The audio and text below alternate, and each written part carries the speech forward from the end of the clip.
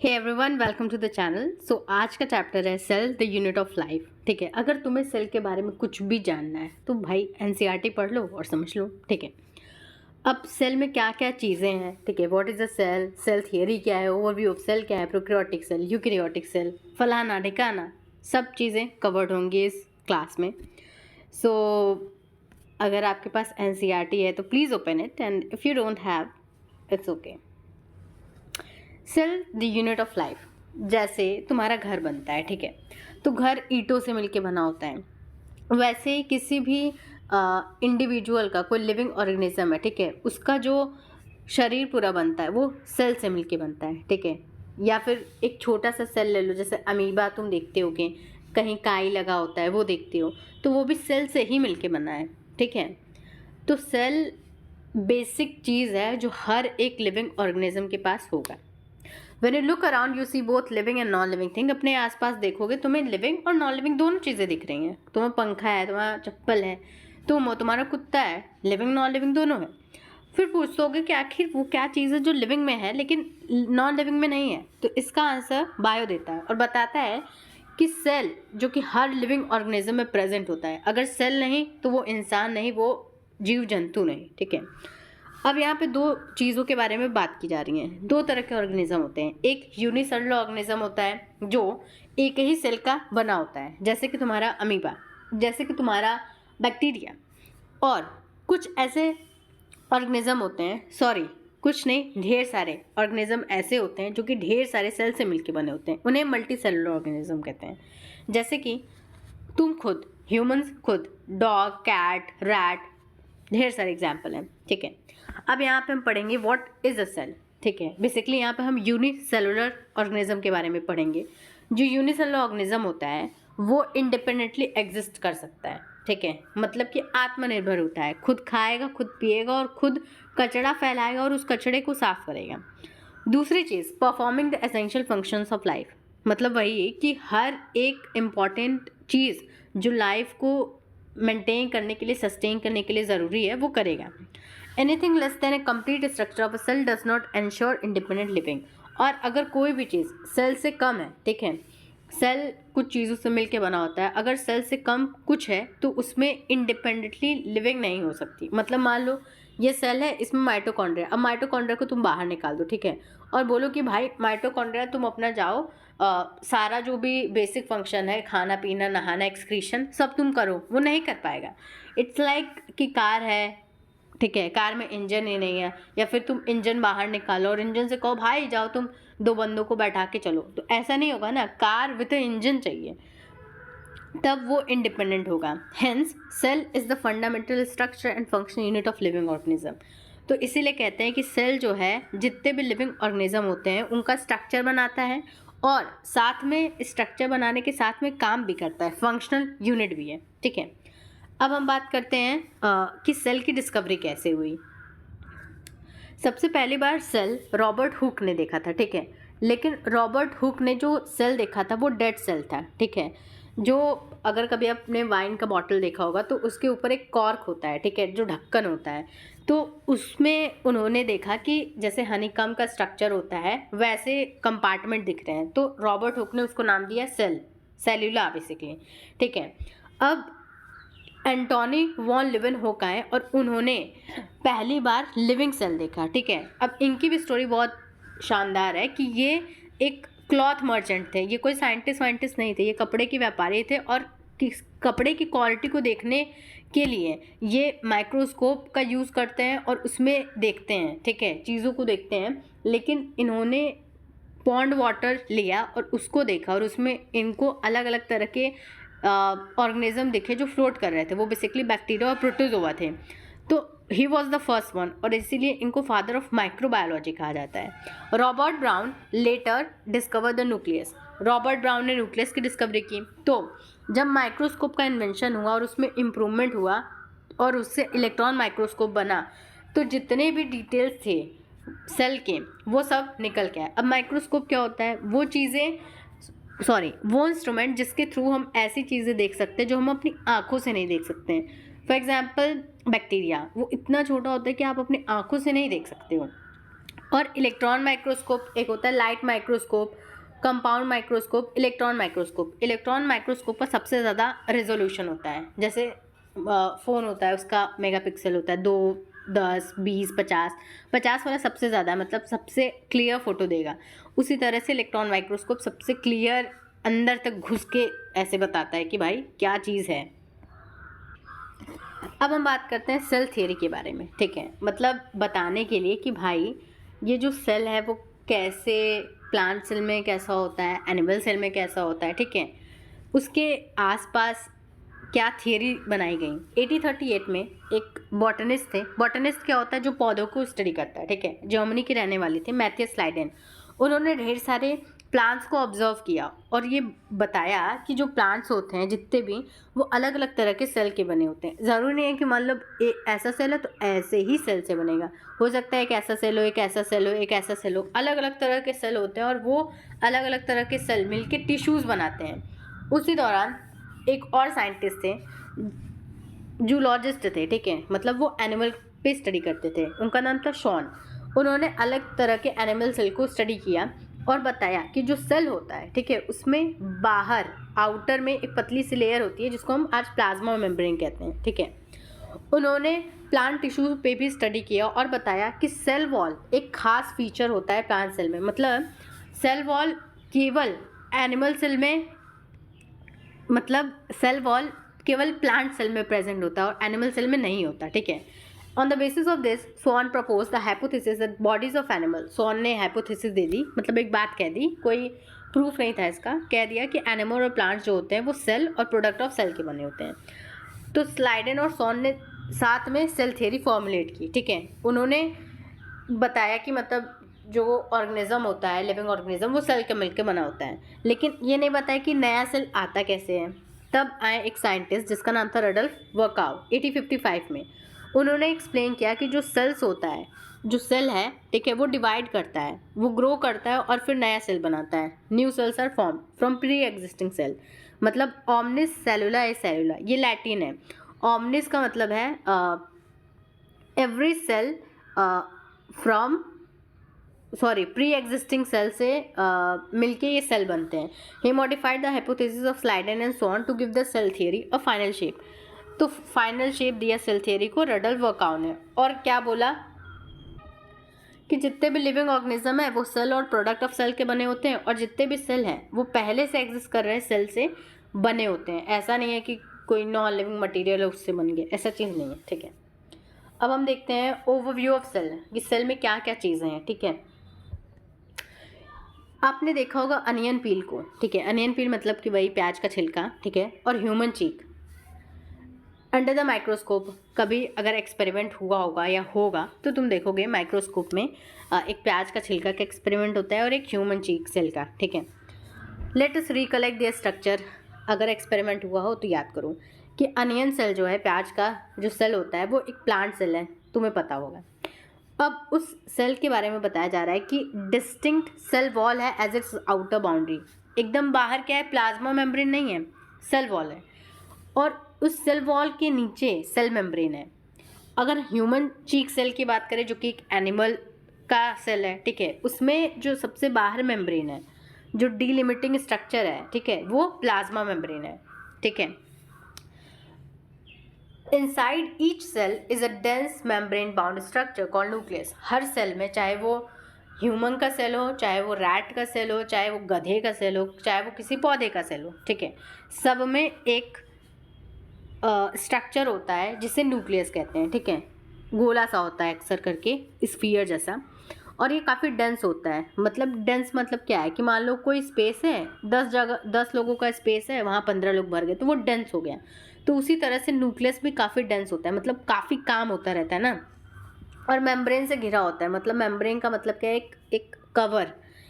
This nucleus contain the chromosome. अब तुम कहोगे भाई ये क्रोमोजोम कहाँ होता है, क्या होता है, तो इसी न्यूक्लियस में क्रोमोजोम पाया जाता है, और इन्हीं क्रोमोजोम पे जेनेटिक मटेरियल आपका डीएनए होता है। डीएनए नाम सुने होंगे भाई, डीएनए याद है full form, deoxy ribonucleic acid. लेकिन ये डीएनए क्या है, क्या मस्त चीज़ है, इसके बारे में तुम जेनेटिक्स में बहुत अच्छे से पढ़ोगे। अभी के लिए ये समझो कि ये सेल है, सेल में क्या होता है, न्यूक्लियस होता है, और इस न्यूक्लियस के अंदर क्रोमोसोम होता है, ठीक है। और ये क्रोमोसोम किससे मिलके बना होता है, डीएनए से मिलके बना होता है, ठीक है। Cell that have membrane bound nuclei are called eukaryotic cell. अब यहाँ पे दूसरा कैटेगराइजेशन है कि ऐसा सेल जिसमें कि न्यूक्लियस है और न्यूक्लियस के इर्द गिर्द मेम्ब्रेन है, उसको क्या बोलेंगे, यूकैरियोटिक सेल बोलेंगे। लेकिन कई सेल ऐसे भी होते हैं जहाँ पे मेम्ब्रेन से घिरा हुआ न्यूक्लियस नहीं होता, उसे प्रोकैरियोटिक सेल कहते हैं, ठीक है। जैसे कि ये क्या बोल रहा है, प्रोकैरियोटिक सेल में न्यूक्लियस है। प्रोकैरियोटिक सेल जो होता है काफ़ी सिंपल सा होता है, ठीक है। ये मान लो प्रोकैरियोटिक सेल है छोटा सा, ठीक है, और न्यूक्लियस के लिए कोई स्पेसिफिक जगह नहीं है। जैसे मान लो ये रीज़न है कोई, ठीक है, यहाँ पे न्यूक्लियस होगा, लेकिन ये ऐसे नहीं बताया जा रहा है कि हाँ ये डब्बा है अब इसी में न्यूक्लियस होगा, ऐसा नहीं है। यहाँ पे केवल डॉटेड स्ट्रक्चर है, बस इनको पता है कि यहाँ पे न्यूक्लियस में प्रेजेंट होता है, ठीक है। ऐसा नहीं है कि न्यूक्लियस यहाँ पे आ जाएगा, नहीं, एक स्पेसिफिक रीज़न है, लेकिन उसको नाम वाम नहीं दिया गया, ना उसके पास मेम्ब्रेन है। और अगर यूकैरियोटिक की बात करें तो उनके पास पूरा वॉल होता है ना, कि भाई ये न्यूक्लियस का रूम है, कोई जाएगा नहीं। ये भी पूरे घर में ही है, लेकिन यहाँ पे कोई दीवार विवाल नहीं है। समझ में आ रहा है? ये फेंका पड़ा है, लेकिन ऐसा ही नहीं कि कहीं भी फेंका पड़ा है, टेबल पे रखा है proper. In both prokaryotic and eukaryotic cell a semi fluid matrix called cytoplasm occupy the volume of the cell. अब ये जो दोनों सेल हैं उसमें एक जेली जैसा मटेरियल होता है, ठीक है, सेमी फ्लूइड, मतलब ना वो पानी ही है पूरा, ना वो सॉलिड ही है। जैसे शहद समझो, तो शहद थोड़ा सा फ्लो ही होता है, ठीक है, पूरा सॉलिड नहीं होता, पूरा लिक्विड नहीं होता। तो शहद जैसा तुम मानो कि कोई तालाब है जो शहद जैसा है, ठीक है, उसे साइटोप्लाज्म कहा जा रहा है, और वो पूरा सेल का वॉल्यूम ऑक्यूपाई करता है। Cytoplasm is the main arena of cellular activity in both plant and animal cell. Cytoplasm वो जगह होता है, प्लांट हो, एनिमल सेल हो, ठीक है, कोई भी सेल हो, चाहे प्रोकैरियोटिक या यूकैरियोटिक हो, जहाँ पे ढेर सारी सेल की एक्टिविटी होती हैं, काम धंधा होता है, फैक्ट्री का वो फ्लोर है, ठीक है, जहाँ पे ढेर सारे काम हो रहे हैं। Various chemical reactions occur in it to keep the cell in the living state, ठीक है। ये जो अलग अलग रिएक्शंस होते हैं साइटोप्लाज्म में, इससे ही सेल जिंदा होता है, ठीक है, जिंदा स्टेट में रहता है। Beside the nucleus the eukaryotic cell have other membrane bound distinct structure. अब इस न्यूक्लियस के अलावा, न्यूक्लियस भैया जिनके पास मेम्ब्रेन है, जो कि डेंस हैं, ठीक है, कई काम धंधा करते हैं, इनके अलावा ऑर्गेनल्स होते हैं। जैसे हमारे बॉडी में ऑर्गन होता है, वैसे ही हमारे सेल में भी ऑर्गेनल्स होते हैं, और वो अलग अलग काम परफॉर्म करते हैं। जैसे हमारे बॉडी में हार्ट का पंप करने का काम है, हाथ का मूवमेंट का काम है, ठीक है, बेसिकली किसी चीज़ को उठाने का काम है, तो वैसे ही ऑर्गेनल्स सेल में भी होते हैं और अलग अलग फंक्शन परफॉर्म करते हैं। Endoplasmic reticulum, Golgi complex, lysosome, mitochondria, इन सब के बारे में तुम अभी पढ़ोगे। प्रोकैरियोटिक सेल्स में ऐसे मेम्ब्रेन बाउंड ऑर्गेनल्स नहीं होते, क्योंकि सिंपल है ना भाई, इसको कोई कॉम्प्लेक्स कुछ ज़्यादा चाहिए नहीं। राइबोसोम बहुत अच्छा इंसान है, सॉरी इंसान नहीं, बहुत ही अच्छा स्ट्रक्चर है। इसको मेम्ब्रेन नहीं चाहिए क्योंकि बहुत ही छोटा सा होता है और बहुत बड़ा काम करता है। ये हर सेल में प्रेजेंट होता है, चाहे वो यूकैरियोटिक हो, चाहे प्रोकैरियोटिक हो, चाहे एनिमल का हो, चाहे प्लांट का हो, सब में होगा। Within the cell ribosomes are not found only in the cytoplasm. तो ये सेल हो गया।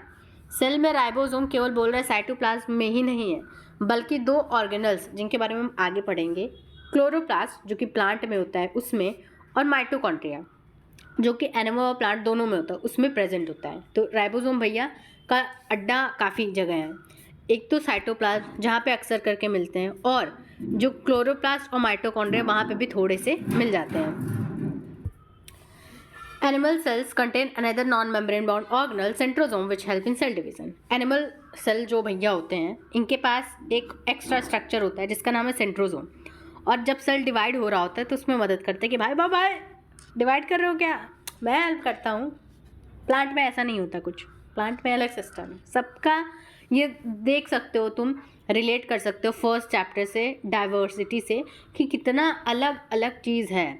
मतलब प्लांट कितना अलग हो सकता है, एनिमल कितना अलग हो सकता है। अभी और डिटेल में देखोगे कि वैरायटी ऑफ चीज़ें of living organism that is present on this earth, ठीक है, चींटी है, गाय है, भैंस है, कुत्ता है, वैरायटी है। अब सेलुलर लेवल पे तुम देख रहे हो कि एक सेल में क्लोरोप्लास्ट है तो एक सेल में नहीं है। Cell greatly in size shape activity में अलग अलग होते हैं, मतलब वो हो सकता है एक छोटा हो सेल, एक हो सकता है बड़ा हो, एक हो सकता है गधा हो, सॉरी, एक हो सकता है शेप गोल हो, किसी का हो सकता है कि लंबा हो, ठीक है। कोई जो है ऑक्सीजन ट्रांसपोर्ट करा रहा हो, तो कोई सिग्नल ट्रांसपोर्ट करा रहा हो, ट्रांसफ़र करा रहा हो। तो जो शेल है वो भी अलग अलग उसकी साइज़ है, शेप है, काम धंधा है। एग्जाम्पल के लिए बता रहे हैं यहाँ पे कि माइकोप्लाज्मा, ठीक है, जो सबसे छोटे सेल हैं, स्मॉलेस्ट लिविंग सेल, ठीक है, वो 0.3 माइक्रोमीटर का होता है। 0.3 माइक्रोमीटर समझो, बहुत ही छोटा। तुम्हारा जो बाल है ना उस बहुत ज़्यादा ही छोटा, बहुत बहुत कि दिखता भी नहीं है, ठीक है। और 1 माइक्रोमीटर में अगर पूछा जाए तो 10⁻⁻⁻6 मीटर होता है। और बैक्टीरिया भैया की अगर बात करें तो बैक्टीरिया जो होता है वो 3 to 5 माइक्रोमीटर का होता है। मतलब एक नॉर्मल बैक्टीरिया देखोगे तो 3 से 5 माइक्रोमीटर का होता है। Largest isolated single cell is the egg of an ostrich. अगर एक सिंगल सेल की बात करें जिसे आइसोलेट किया गया हो तो वो ऑस्ट्रिच का एग है, ठीक है। काफ़ी सेंटीमीटर में होता है। जैसे तुम बोलोगे कि भाई चिकन का भी तो एग है, वो भी तो बड़ा है, ठीक है, लेकिन यहाँ पे कंसीडर किया जा रहा है केवल योक वाला पार्ट, ठीक है। तो ये जो चिकन का एग है ये भी बड़ा होता है, ठीक है, लेकिन ऑस्ट्रिच का सबसे बड़ा होता है। Among multi cellular organism, human RBC की अगर हम बात करें तो वो 7 माइक्रोमीटर का होता है डायामीटर में, ठीक है। नर्व सेल जो होते हैं लंबे सेल होते हैं, ठीक है। लंबे क्यों होते हैं? क्योंकि भाई दिमाग से लेके पैर तक तुमको इन्फॉर्मेशन भेजना है, लंबा होगा तभी ना जाएगा। Cell also very greatly in the shape, हो सकता है डिस्क जैसा, हो सकता है पॉलीगन जैसा, हो सकता है कॉलम जैसा हो, क्यूबॉइड जैसा हो, इरेगुलर हो। कि भाई मैं तो शेप लेके थक गया, मैं अब मेरा जो मन करेगा मैं वो लूँगा। इरेगुलर, तो जो शेप है वो कौन सा फंक्शन परफॉर्म करता है उस हिसाब से बनाया जाता है, ठीक है, उस हिसाब से भगवान ने दिया है शेप।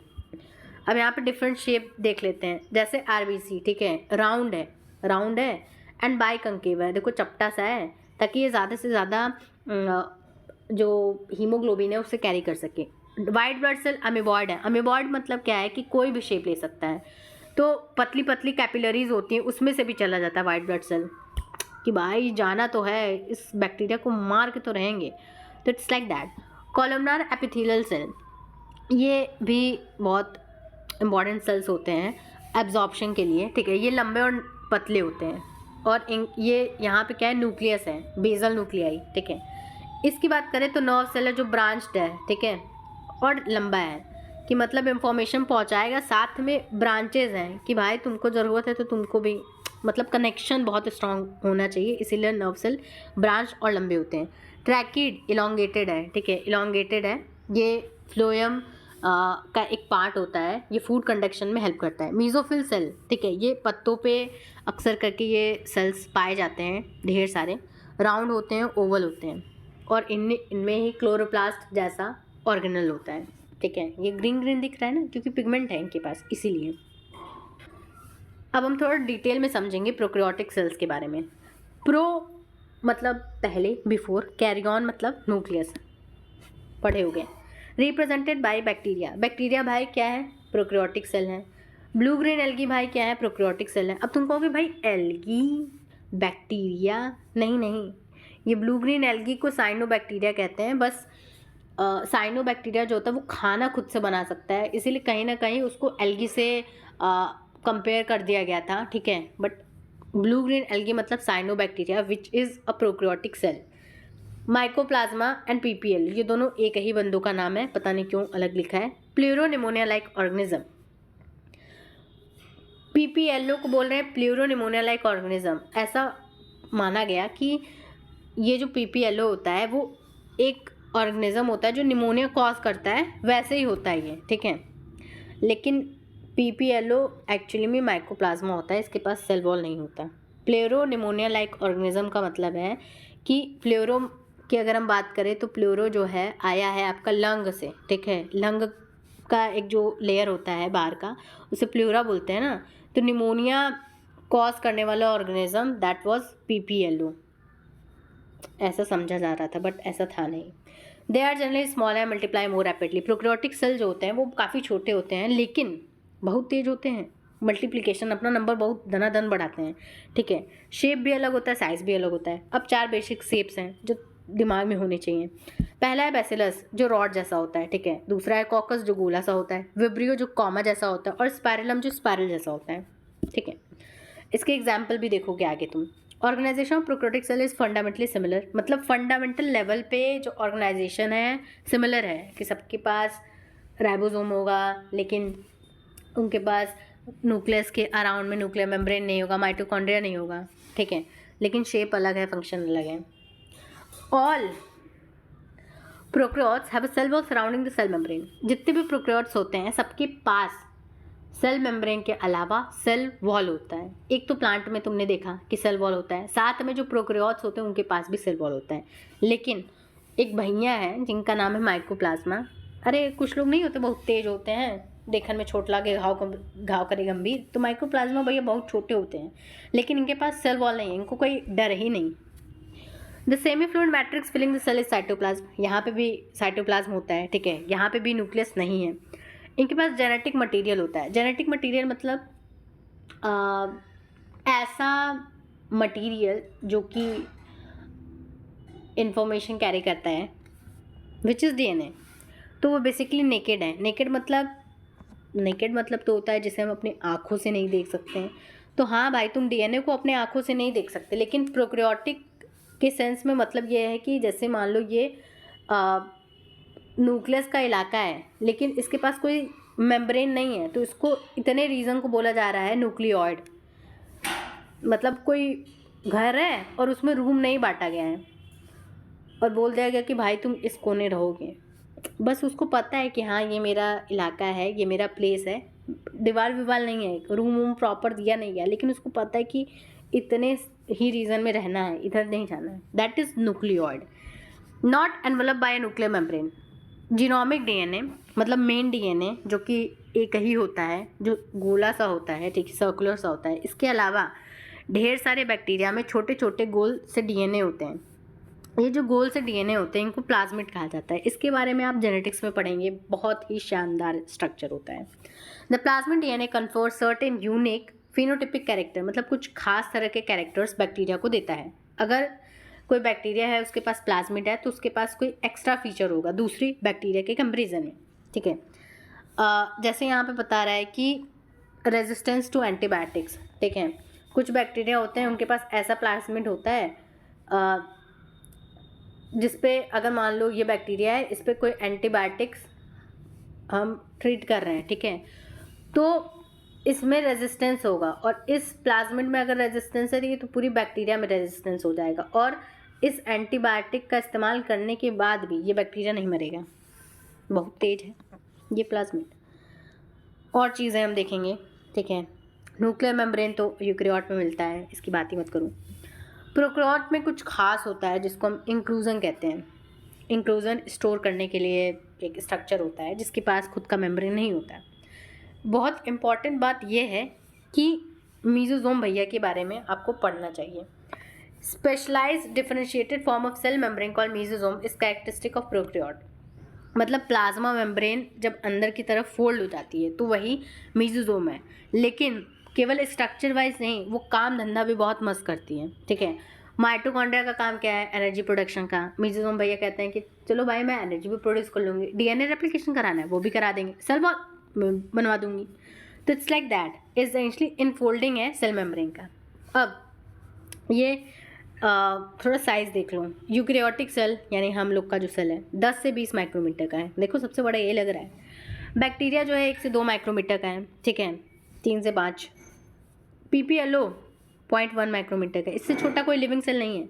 वायरस 0.02 से 0.2। अब तुम बोलोगे भाई ये देखो छोटा तो है, लेकिन वायरस को लिविंग कहाँ माना जाता है? ये बीच का है। मतलब अगर किसी होस्ट सेल के अंदर है, किसी बंदे के अंदर है तो लिविंग है, बाहर है तो खुद काम धंधा कर ही नहीं पा रहा है। तो वायरस की तो बात ही मत करो।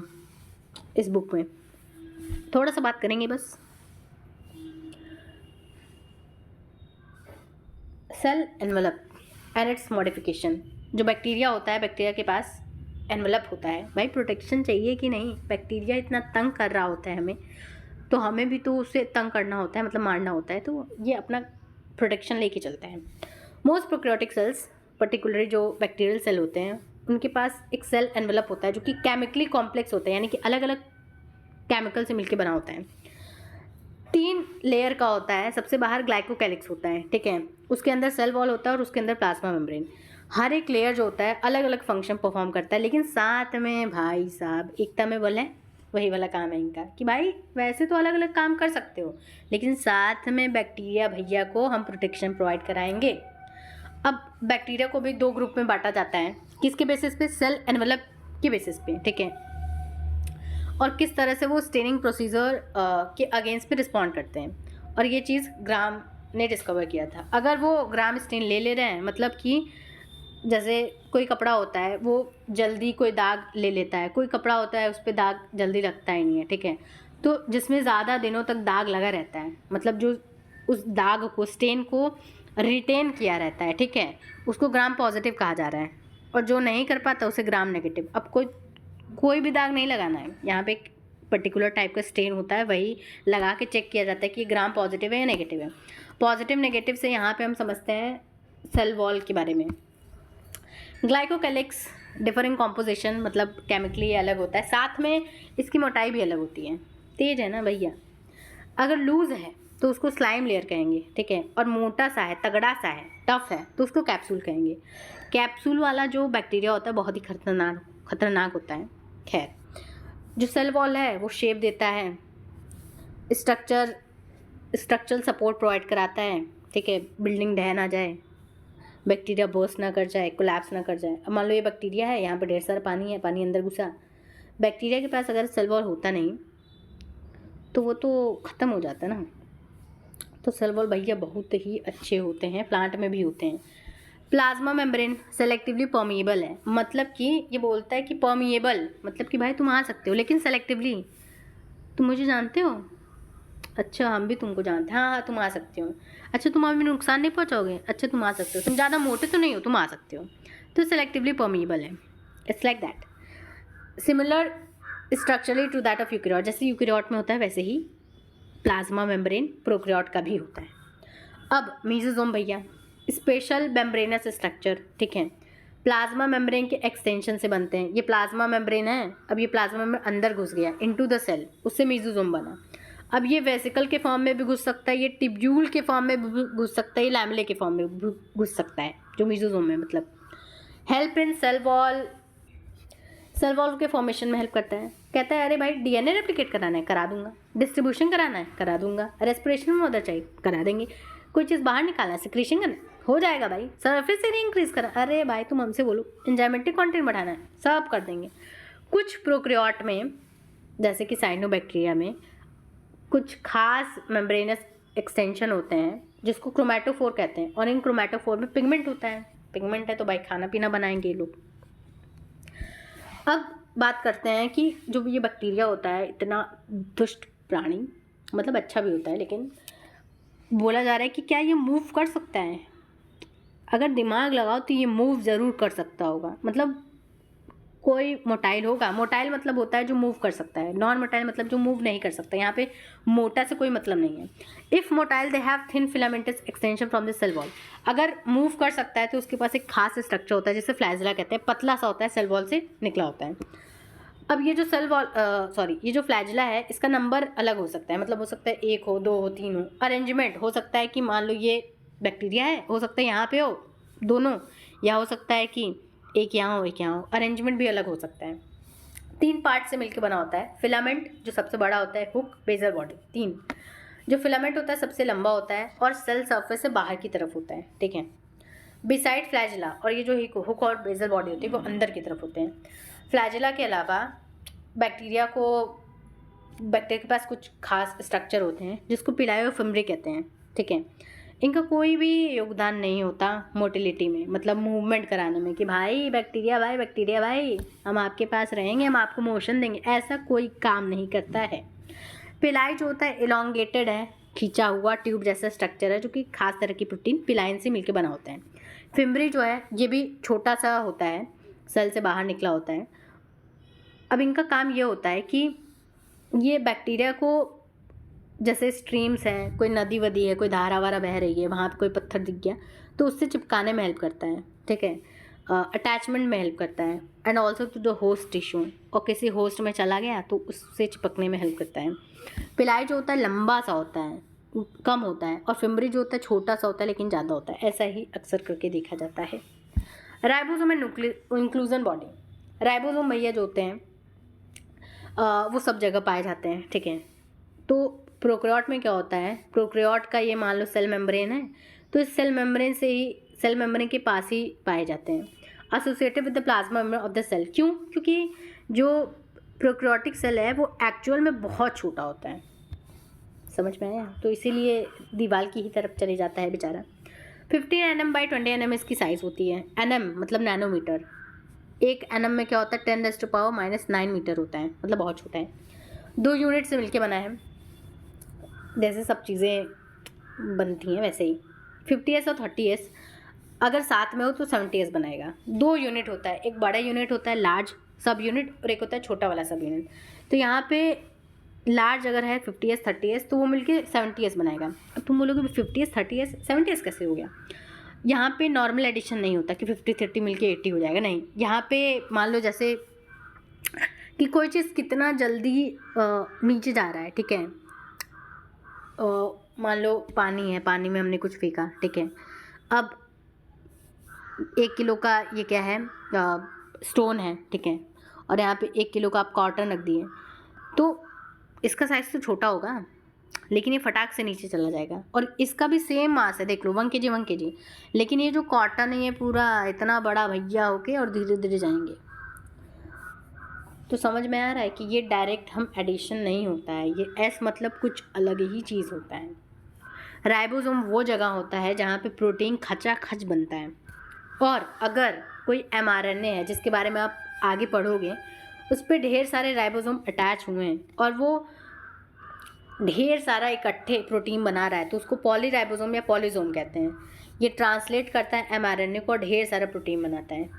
इंक्लूजन बॉडी की बात करें तो इंक्लूजन बॉडी रिजर्व मटेरियल, मतलब खाना पीना रिजर्व करके रखता है, और साइटोप्लाज्म में होता है, इसके पास खुद का कोई मेम्ब्रेन नहीं होता। जैसे फॉस्फेट ग्रैन्यूल एक तरह के इंक्लूजन बॉडी हैं जो फॉस्फेट को स्टोर करते हैं। Cyanophycean, glycogen granule, gas vacuole खास होते हैं। गैस वैक्यूल का काम होता है ऑस्मो रेगुलेशन में हेल्प करना, ठीक है। ये blue green, purple and green photosynthetic bacteria में पाए जाते हैं, ये वैक्यूल जैसे नहीं होते। सो आई होप समझ में आया हो। यूकैरियोटिक सेल के बारे में हम नेक्स्ट वीडियो में पढ़ेंगे। सो या दैट इज़ इट।